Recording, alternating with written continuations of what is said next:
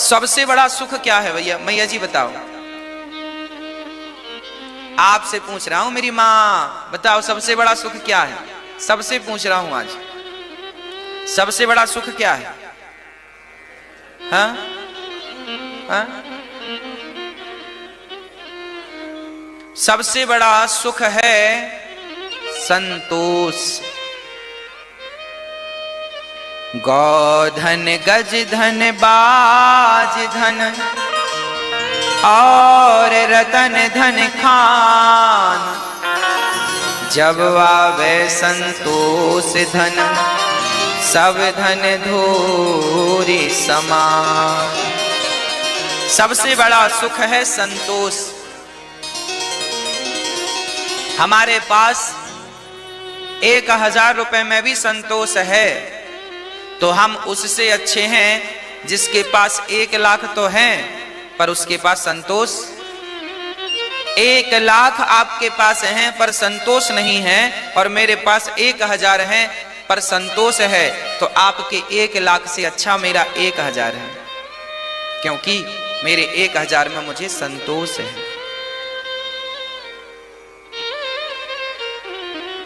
संतोष सबसे बड़ा धन है। आज का प्राणी दुखी क्यों है? क्योंकि उसके पास कमी दौलत की नहीं है, कमी संतोष की है। इसलिए संतोष आवश्यक है। सुदामा संतोषी ही तो थे, फटे कपड़े पहनकर चलते थे, ना बंगले की कभी चाहत रखी, ना पेट भर खाने की कभी चाहत रखी, बस कृष्ण कृष्ण जपते थे।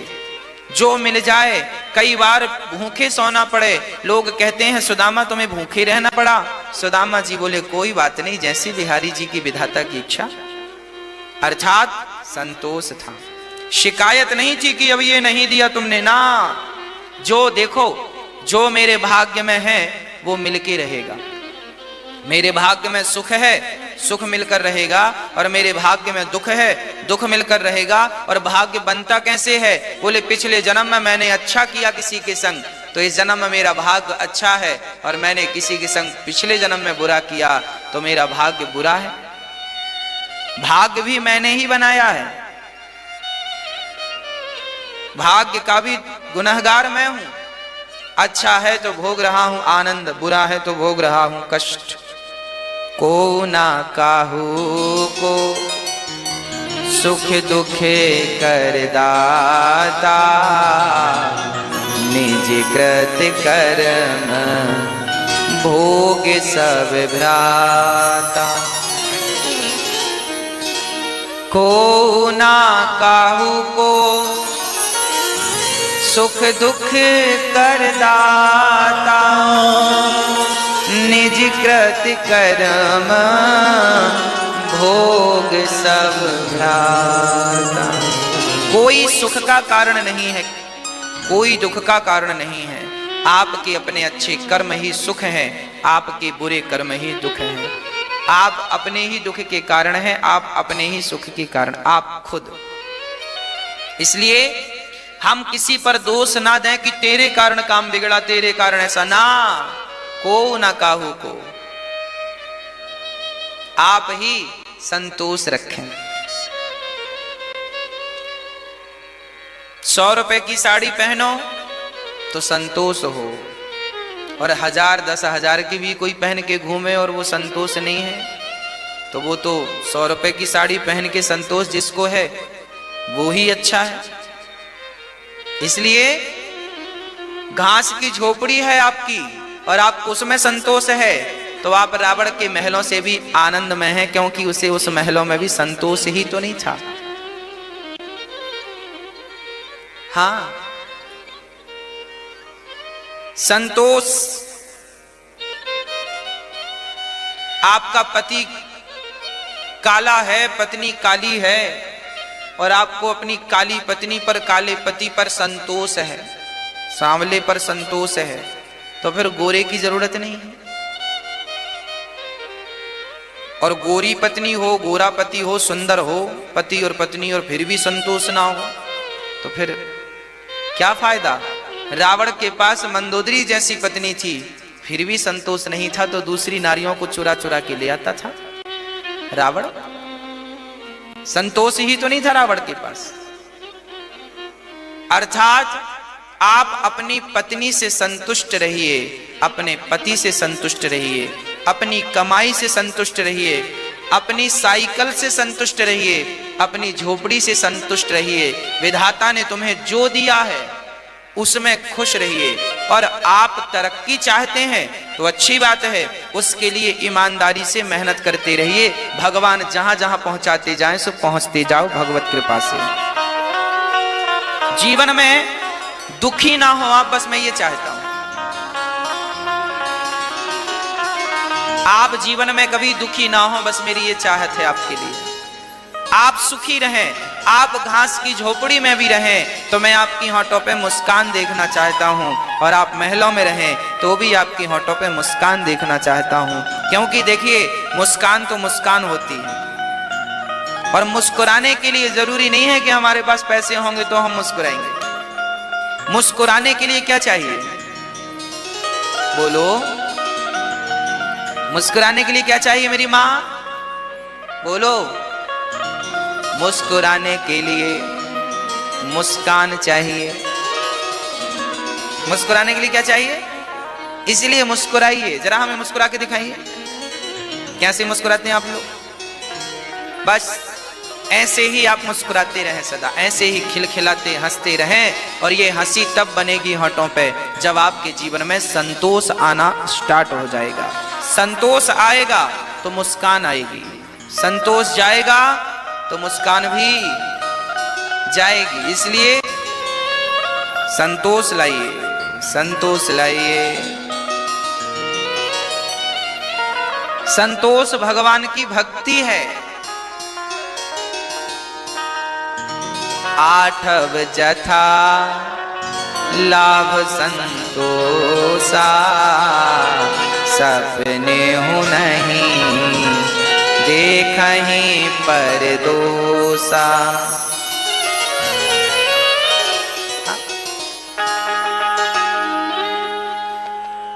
भगवान ने जो दिया है उसमें संतोष। भगवान का धन्यवाद। आज मेरी आंखों में आंसू हैं, उसके लिए भी धन्यवाद। और आज मेरी होठों पे मुस्कान है, उसके लिए भी धन्यवाद। आंखों में आंसू हो तो शिकायत ना हो, और होठों पे मुस्कान आ जाए तो अहंकार ना हो। नारद जी ने कहा, व्यास जी आप बड़े उदास हैं, बड़े दुखी हैं, बड़े परेशान हैं, आपकी परेशानी का कारण क्या है? तब व्यास जी ने कहा, मैंने 17 पुराण लिख डाले पर शांति का अनुभव नहीं कर रहा हूं। तो कहां से मिलेगी शांति? तब नारद जी ने कहा, जब तक भगवान की कथाओं को, लीलाओं को, बाल चरित्र को, भगवान की बाल लीलाओं का निरूपण नहीं करेंगे तब तक आपको शांति मिलने वाली नहीं है। शांति कब मिलेगी? जब आप भगवान की बाल लीलाओं का निरूपण करेंगे। कैसे करें? भागवत लिखो। नारद जी के आदेश पर व्यास जी ने भागवत लिखना स्टार्ट किया। नारद जी ने कहा, मैं दासी पुत्र बना था श्राप के कारण। अच्छा, जब नारद जी का जन्म हुआ, नारद जी के पिता कौन? ब्रह्मा जी। जब नारद जी का जन्म हुआ तो ब्रह्मा जी ने नारद जी से कहा, नारद जी विवाह कर लो। नारद जी ने कहा, हम विवाह नहीं करेंगे। तो ब्रह्मा जी को बड़ी गुस्सा आई, बेटा बात नहीं मानता। तो ब्रह्मा जी ने श्राप दे दिया, जाओ तुम शूद्र हो जाओ, बात नहीं मानते हो पिता की। नारद जी ने कहा, कैसे निर्दयी पिता हो तुम, हमें शादी करा के और हमें संसार में बांधना चाहते हो। अरे हम तो भगवान के भजन में लगना चाहते हैं, और आप जबरदस्ती कह रहे हैं शादी कर लो, शादी कर लो। हमारा मन भगवान में है, हम क्यों कर लें शादी? और आपने हमें श्राप दे दिया, तो जाओ हम भी आपको श्राप देते हैं, आपकी 12 कल्प में पूजा नहीं होगी। आज ब्रह्मा जी की पूजा नहीं होती ना कहीं, ज्यादा जोर जोर से बातें नहीं करते। और कई लोगों की आदत होती है यदि उनको लड़ने का जरा मन है ना, और जिठानी ने कुछ कह दिया, देवरानी ने कुछ कह दिया, सास ने कुछ कह दिया, बहू ने, तो वो धीरे धीरे ऐसी बात करेंगी कि पूरा मोहल्ला सुने। जबरदस्ती सुनवाना चाहती हैं, हमें सुने, आओ इकट्ठे हो जाओ, हम स्पीकर लेके खड़ी, आओ आओ आज हमारे घर में महाभारत हो रहा, आओ तुम भी सुन लो, तुम भी सुन लो। कुछ महिलाएं होती हैं ऐसी हैं, धीरे धीरे बात करती नहीं है, वो चीख चीख के पूरा मोहल्ला सुने, पूरा गांव सुने। पुरुष भी कुछ ऐसे होते हैं, कुछ पुरुष भी ऐसे होते हैं दो कौड़ी के, धीरे धीरे बात करते ही नहीं, वो पूरा मोहल्ला इकट्ठा कर लेते हैं। हमारे गांव में एक घर था, वो जब अपने बेटे को किसी गलती से मारा करती ना, तो वो मारा भी ऐसे करती पूरा गांव सुने, चिल्ला चिल्ला के। अरे क्या जरूरत है, तुम्हारी जबान ऐसी होनी चाहिए कि तुम्हारी आवाज कमरे के बाहर ना जाए, ये तुम्हारी शिक्षा है, यही तुम्हारे संस्कार है। तुम लड़ाई भी कर रहे हो ना, कुछ बातें भी तुम्हारी हो रही हैं, तो आहिस्ता धीरे धीरे, संस्कार वानों जैसी, कुत्ता बिल्लियों जैसे लड़ने लगते इंसान। मतलब आदमी ना संस्कारहीन है, बने बड़े टिप टॉप हैं, बड़े अच्छे लोगों के बीच में बैठते हैं, बड़े सूट बूट पर रहते हैं, पर जब मुंह खुलता तो पता चलता तुम्हारे मुंह से नाला निकल रहा है।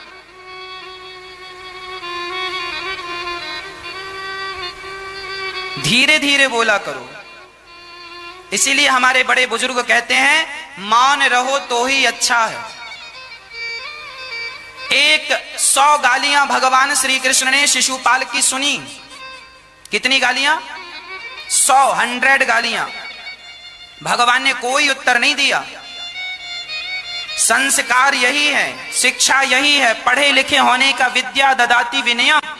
नम्रता यदि है आपके अंदर, सहनशीलता है आपके अंदर, तब तो आप पढ़े लिखे हैं, और केवल डिग्रियां पाई हैं, चरित्र में तो कोई शिक्षा दिख नहीं रही है। कहां बोलना है, कहां नहीं बोलना है, क्या बोलना है, क्या नहीं बोलना, इतना नॉलेज नहीं है, तो फिर काय बात की तुम्हारी शिक्षा? क्यों पढ़े? कैसी पढ़ाई है तुम्हारी? केवल पेट भरने की पढ़ाई है तुम्हारी? जाओ नौकरी करो, 50,000 रुपए कमाओ, 20,000 कमाओ, 1 लाख कमाओ, नौकरी करो, पेट भरो, बस खाओ पियो सो जाओ। ये काम तो गधा भी कर रहा है, खाए पिए सो जाए। गधा भी खाता है, बच्चे पैदा करता, सोता, तुम भी यही कर रहे हो। आज का आदमी 3 काम करता है, खाता है, सोता है और बच्चे पैदा करता है, और समय बच जाए तो झगड़ा करता है। और यही काम गधे भी कर लेते हैं, यही काम कुत्ता भी करता है। कुत्ता भी खाता है, सोता है, बच्चे पैदा करता है, और खाने के बाद थोड़ा ताकत आए ना तो झगड़ा भी करता। बचेगा कैसे? भाव भाव करके बचा लेता। और यही काम तुम भी कर रहे हो, खा रहे हो, सो रहे हो, बच्चे पैदा कर रहे हो, और समय मिल रहा तो झगड़ा कर रहे हो। ये काम तो सुअर भी करते हैं साहब। जरा बताओ कि तुम्हें भगवान ने मनुष्य क्यों बनाया है?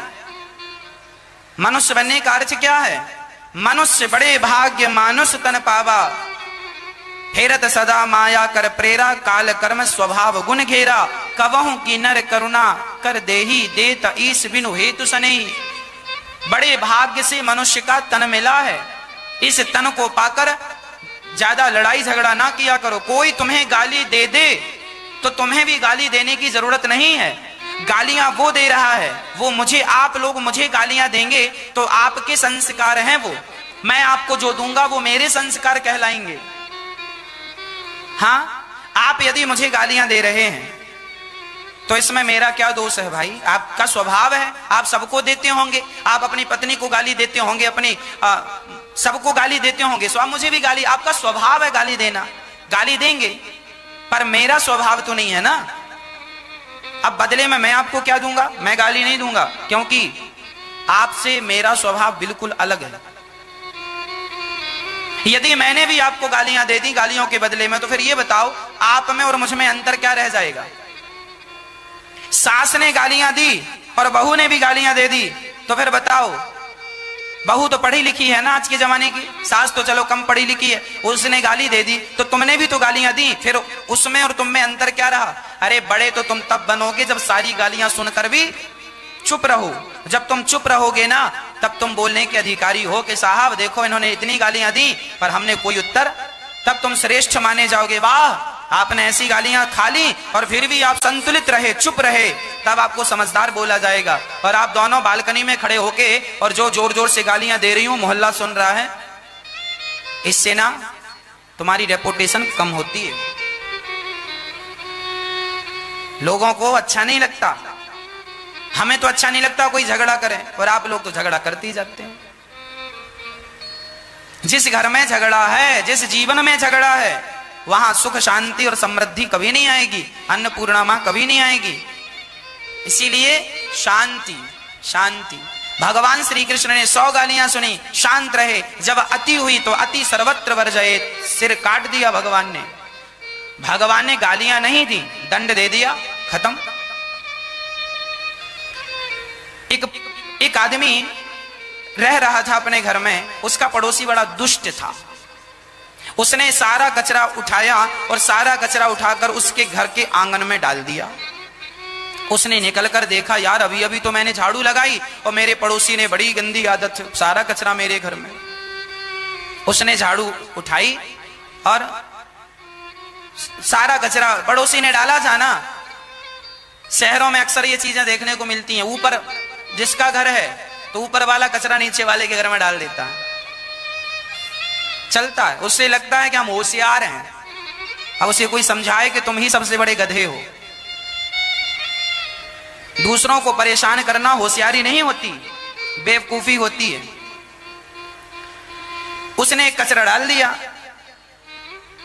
कचरा उसने झाड़ू उठाई, डस्टबिन में डाला और अपने घर से आम, अंगूर, केला, अनार, सेब, पपीता, सारा फल फूल निकाला, टोकनी तैयार की और उसके घर चला गया जिसने कचरा इसके घर फेंका था। और बैल बजाई, अंदर से आया, उसको लगा शायद पड़ोसी झगड़ा करने आया है। उसने दरवाजा खोला तो इसने स्माइल के साथ मुस्कुराते हुए फलों की टोकरी पकड़ाई। भाई साहब, ये फल हमारे गांव से आए हैं, बड़े मधुर हैं, जरा खाइएगा। वो आदमी पानी पानी हो गया। यार क्षमा करना दोस्त, मैंने ही तेरे घर में कचरा डाला, पर तेरा स्वभाव इतना अच्छा, मैंने तेरे घर कचरा डाला और तू मेरे को फल खिला रहा है, ऐसा क्यों? तब उस व्यक्ति ने बड़ा प्यारा जवाब दिया, मित्र तेरे पास कचरा था तो तूने मुझे कचरा दिया, मेरे पास फल थे, मैंने तुझे फल दिया। जिसके पास जो होता है वो वही देता है। आपके पास गालियां होंगी तो आप मुझे गालियां देंगे, और मेरे पास कथा है तो मैं आपको कथा दे रहा हूं। जिसके पास जो होता है वही देगा। सास गालियां दे रही है, बेचारी ने जीवन भर जोड़ा ही क्या, जो जोड़ा है सो दे रही है। सोना चांदी जोड़ा होता तो सोना चांदी देती, बेचारी ने गालियां अपनी सास से सुनी और आगे तुमको पेस्ट करती जा रही है। उसके पास वही वही है। तुम्हारी बहू गालियां दे रही है तो और दे भी क्या सकती है बेचारी। अच्छा है कुछ दे रही है, कुछ ले तो नहीं रही है ना, ले लो जो दे रही है, अच्छा कुछ तो दे रही है, ना देने से अच्छा कुछ दे रही है। जिसके पास जो है वो दे रहा है।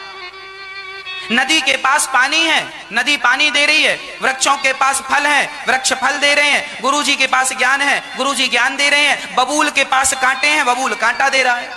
गुलाब के पास खुशबू है, गुलाब। जिसके पास जो है वही तो दे रहा है। बबूल कांटा ही तो देता है। बबूल क्या देता है मेरी माँ? कांटा। गुलाब क्या देता है? खुशबू। जिसके पास जो है वो दे रहा है। तो आपके पास जो है वो आप देंगे। आप अपने सास को क्या दे रहे हैं? वही जो आपके पास है। आप अपनी बहू को क्या दे रहे हैं? वही जो आपके पास है। आप अपने बच्चों को क्या दे रहे हैं? वही जो आपके पास है। संस्कार होंगे तो संस्कार दोगे, और दुष्टता होगी तो दुष्टता दोगे। इसीलिए कहा करता हूं, बच्चों की गलती नहीं है, हमारी गलती। हम सही रास्ते पर चलें, हम अपने जीवन में अनुशासन से चलें। देखिए, आप अनुशासन में रहेंगे तो आपके आसपास के लोग अनुशासन तोड़ने की कोशिश नहीं करेंगे। आपको इन समझदारियों का परिचय देना चाहिए, गंभीर होना चाहिए। बात बात में प्रपंच और झगड़ा शोभनीय नहीं है, ये बिल्कुल संस्कार के खिलाफ है। ध्रुव जी महाराज को मां ने उपदेश दिया है, बेटा जा, तेरी मां ने अपमान किया है, जा तप कर। सच्ची कहा है तेरी मां ने, तप कर। नारद जी गए, रास्ते में सच्चे गुरु मिल गए। कौन से? श्री देवर्षि नारद जी। नारद जी ने कहा, बालक कहां जा रहा है? ध्रुव जी ने कहा, मैं अपने भगवान को प्राप्त करने ऐसी गोद में बैठूंगा जिस गोद में आज तक कोई ना बैठा हो। नारद जी ने कहा जंगल बड़ा खतरनाक है, जल्ला चला जा यहां से, जंगल में बड़े बड़े जानवर हैं, खा जाएंगे। नारद जी ने डराया, पर ध्रुव जी की अटल भक्ति थी। गुरुजी बिना भगवान को पाए हुए अब जिंदा शरीर नहीं जाएगा, मर जाऊंगा तो लाश भले चली जाए, पर जीते जी तो भगवान को प्राप्त किए बिना मैं लौटकर नहीं जाऊंगा। अब मुझे भगवान को प्राप्त करना है, आप कोई उपाय बताओ। देखिए भगवान को पाने का जो संकल्प है, इसीलिए कहा करता हूं भगवान के भजन की शुरुआत लड़कपन से हो, जवानी से हो, बुढ़ापे का इंतजार ना करना। आप लोग ना बुढ़ापे, आज हम जवान बच्चों से कहते हैं बेटा कथा सुना करो, अरे महाराज जी कथा तो बूढ़ों को सुननी चाहिए, जवानों को क्या सुनवाएं, ये कथा कोई जवानों की है? तो एक बात याद रखना, कथा लड़कपन में सुनोगे, जवानी में सुनोगे तो बुढ़ापा अच्छा हो जाएगा। इसीलिए भगवान की कथा लड़कपन में और जवानी में सुनना स्टार्ट कर दो। श्री भगवान ने आज गोपियों से कहा देवियों आप अपने अपने पतियों को छोड़, अब देखो भगवान यहां कर्म पर जोर लगा रहे हैं। भगवान कहते हैं कि तुम अपने कर्मों को छोड़कर आई हो, ये तुमने अच्छा नहीं किया, जाओ अपने अपने पतियों की सेवा करो। पति कैसा भी हो, अंधा हो, लंगड़ा हो, बहरा हो, काना हो, गूंगा हो, गरीब हो, अमीर हो, पर पति तो भगवान है। सदा ही नारी को अपने पति की सेवा करनी चाहिए, पति भगवान है। बस भगवान ने गोपियों से कह दिया, दोहशीलो दुर्भगो वृद्धो जड़ो रोग्य धनो पिवा। पति कैसा भी हो फर्क नहीं पड़ता। कई बार आपको ऐसा पति मिल जाता है जो सुंदर नहीं है, माँ बाप ने जबरदस्ती शादी करा दी, पति, लड़की गोरी है पति काला है, अब लड़की के अंदर अंदर चलता है, लोग ऐसे पति से शादी कर दी। कई बार दिल स्वीकार नहीं करता, एक्सेप्ट नहीं करता, मन है पति पत्नी की तरह रहते हैं पर मन भागता है, नहीं ये काला है, मेरे मन का नहीं है। ये पति भी कई बार मेरे मन की पत्नी नहीं है, होता है। बहुत सारे लोग परेशान हैं जो रिश्ते होने के 10 साल बाद भी ये सोच रहे हैं, बच्चा भी बड़ा हो गया फिर भी सोच रहे हैं कि पत्नी मन की नहीं, पति मन का नहीं। ये बात कोई किसी से कहता नहीं है, पर कई बार मन में आती हैं ये बातें। लोग कहते हैं अपने आप से कि मन की नहीं है, मन की नहीं है, मन की नहीं, पति मन का नहीं। इससे भी अच्छा मिल जाता तो बढ़िया था। कैसा मिलता? वैसा मिल जाता। एग्जाम्पल भी आप देते हैं, वैसा मिलना था, उनके जैसे था, उनके जैसे वो। आदमी ऐसा सोचता है, ये बातें कहता किसी से नहीं पर दिमाग में चलता रहता है। क्यों चलती हैं ये बातें? क्योंकि आप संतुष्ट नहीं हैं। काश आप संतुष्ट होते अपने रिश्तों से, तो आपके दिमाग में ये कचरा कभी ना प्रवेश करता। संतुष्टि नहीं है पत्नी को, संतुष्टि नहीं है पति को, इसलिए ये बातें उठती हैं। कई बार तो गुस्से गुस्से में लोग निकाल भी देते हैं। किसी को मोटा पति मिल गया तो पसंद नहीं है, किसी को मोटी पत्नी मिल गई तो पसंद नहीं, कोई ज्यादा पतला है तो पसंद नहीं, होती है बहुत सारी समस्याएं। पर शास्त्र कहते हैं कि पति कैसा भी हो, अंधा हो, लंगड़ा हो, शादी के बाद कोई बीमारी आ जाए और पति अंधा हो जाए तो क्या पति को छोड़ दोगी? यदि पति को छोड़ दोगी तो दूसरा पति तो मिल जाएगा, दूसरा पुरुष तो मिल जाएगा, शादी भी कर लोगी। पर जब यहां से कार्यकाल पूरा करके जाओगी या जाओगे तो भगवान पूछेंगे, क्यों? क्या तुमने अपने कर्तव्यों का सही तरह से निर्वहन किया? अपने कर्मों का पालन किया? जो कर्म तुम्हें दिया था, जो कर्तव्य तुम्हें दिया था, किया? नहीं किया। और जब याद रखना, ईश्वर ने जो कर्तव्य हमें दिए हैं, हमें उनका भली भांति पालन करना चाहिए। यदि हमने नहीं किया तो हमें पाप लगता है। जैसे पत्नी का कर्तव्य है पति की सेवा करना। यदि कोई पत्नी पति की सेवा ना करे तो उसे पाप लगेगा। उस पाप का फल उसे जरूरी नहीं है किसी जन्म में मिले, किसी और जन्म में मिलेगा। आप मत करो, आपको नहीं करना तो, पर याद रखना कि वो जो आपने छोड़ दिया ना खालिस्तान, वो भरना आपको ही पड़ेगा। आज ना सही कल भरोगे। हाँ, भरना पड़ता। इसलिए अपने एक जन्म में यदि आपने, याद रखना, इस जन्म में यदि आपने लापरवाही की तो इस जन्म की लापरवाही से आपके हजारों जन्म बिगड़ सकते हैं। और इस जन्म में यदि तुमने, चलो आज दाल में नमक ज्यादा हो गया